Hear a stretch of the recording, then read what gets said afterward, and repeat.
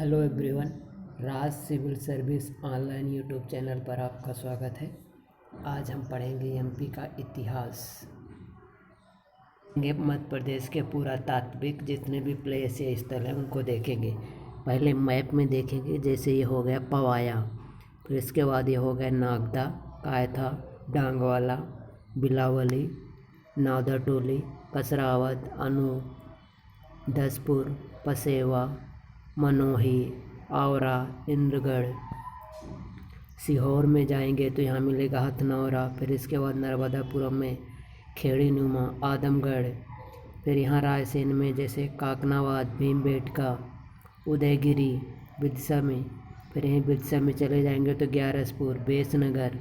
सागर में चले जाएंगे तो एरंड। सतना में चले जाएंगे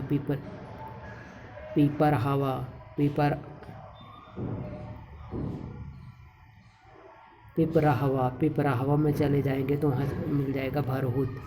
फिर इसके बाद रीवा में चले जाएंगे तो वहाँ मिलेगा देव कोठार। है यहाँ आदमगढ़। तो ये जो आदमगढ़ है, तो आदमगढ़ कहाँ है? आदमगढ़ है होशंगाबाद ज़िले में।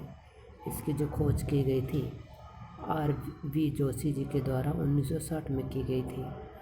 इसके बाद इसकी और जो विशेषता है तो और देखें यहाँ पास, जैसे इसे देखा जाता है, इसे माइक्रोलिथिक उपकरण की फैक्ट्री की संज्ञा दी जाती है। जो आदमगढ़ है, तो आदमगढ़ का संबंध जैसे जब रहता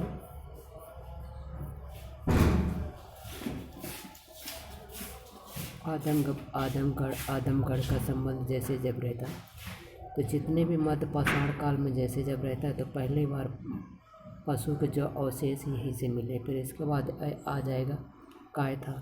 जो कायथा, इसकी जो खोज की थी विश्वधर वाकड़कर। इसका जो संबंध था ताम्र पाषाण काल स्थल है, ताम्र पाषाण काल। जैसे जो सिंध नदी जाती है, सिंध नदी के दाएं तट पर स्थित है। फिर इसके बाद आ जाता है डांगवाला। डांगवाला किस जिला में है? तो ये है उज्जैन में।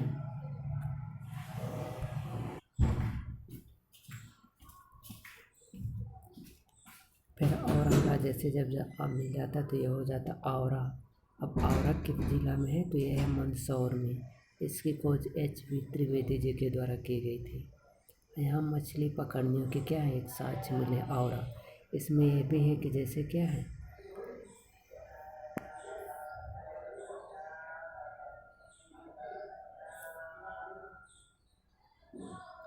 फिर इसके बाद आ जाता जैसे आवरा है, और रोमन साम्राज्य के संपर्क यहाँ से मिलते हैं। इंद्रगढ़ का संबंध क्या है, ये किस जिले से है? तो ये मंदसौर जिले में।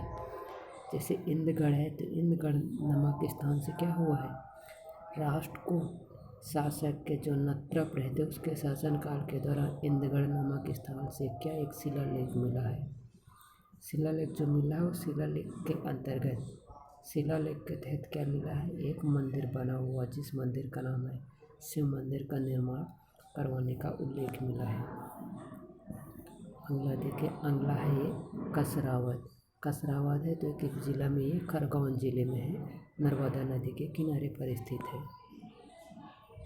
और अगला है हथनौरा। जो हथनौरा है, तो इसकी खोज किसने की थी?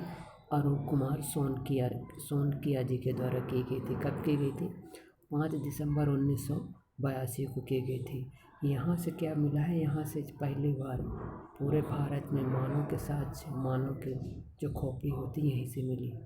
फिर अगला देखें भीमबेटका की खोज विश्वधर वाकड़कर जी के द्वारा की गई थी। 1957 और 58 में की गई थी विश्वधर वाकड़कर। भीमबेटका से जैसे ही है तो कृषि करने के साक्ष्य यहीं से मिले हैं, और भीमबेटका को 2003 में विश्व विरासत स्थल में शामिल किए गए हैं। फिर इसके बाद आ जाता है नावदा टोली। जो नावदा टोली है, तो इसका संबंध किस जिले से? तो खरगोन में है। इसकी जो खोज की थी H.D. सांकलिया जी के द्वारा की गई थी। ये क्या है, नर्मदा नदी के किनारे ताम्र पाषाण कालीन एक स्थल है। फिर इसके बाद आ जाता पवाया क्या है, इसकी खोज शेर गार्बे जी के द्वारा की गई थी। ये क्या है, प्राचीन पद्मावती इसका नाम है, और नांग राजाओं के द्वारा इसकी खोज की गई थी। फिर इसके बाद जैसे ये है एरन की खोज किसके द्वारा की गई थी? तो ये थे सागर यूनिवर्सिटी के जो आचार्य रहे थे कृष्णदत्त वाजपेयी जी के द्वारा। फिर और अगला देखें, ये है नागदा। नागदा किस जिले में स्थित है? तो ये है उज्जैन जिले में स्थित है। चंबल नदी के किनारे ताम्र पाषाणकालीन एक स्थल है। फिर इसके बाद है बेसनगर। बेसनगर किस जिला में है? ये विदिशा जिले में। इसकी जो खोज की थी लेक जी के द्वारा की गई थी।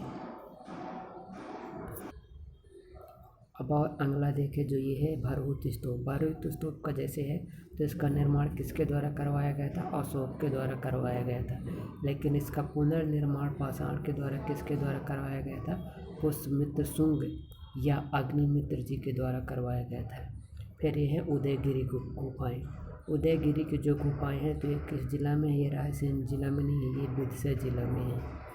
विदिशा जिला में उदयगिरी की गुफाएँ, इनका संबंध है उदयगिरी की गुफाओं का संबंध है परमार कालीन राजवंशों से संबंधित है।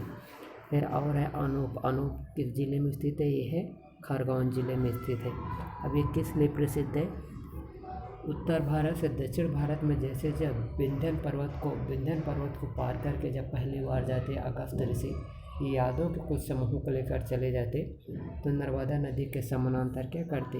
यहीं कारकोट के आसपास निवास करवा देते। फिर इसके बाद है त्रिपुरी। त्रिपुरी क्या है? ये कृष्णदत्त वाजपेयी जी के द्वारा इसकी खोज की गई थी।